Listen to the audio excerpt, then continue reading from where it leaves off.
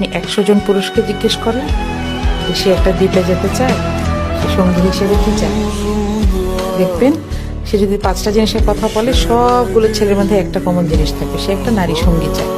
এটা আমাদের না, এটা আদম আলাইহিস সালামও চেয়েছেন। হাওয়াকে পাওয়ার আগ পর্যন্ত তার কাছে জান্নাতকে জান্নাত মনেই হয় না। কিন্তু অন দ্য আদার হ্যান্ড, আল্লাহ যদি হাওয়াকে জিজ্ঞেস করতেন, অনেকবার আমি একটা লেকচার শুনছিলাম, তো উনি বলছিলেন যে আমি এক্সপেরিমেন্টটা করেছি। উনি 100টা মেয়েকে, ওনার একটা লেকচারে আসছে, 100টা মেয়েকে স্লিপে লিখতে বলছে। পরে স্লিপ করে নিয়ে আমি বসেছিলাম।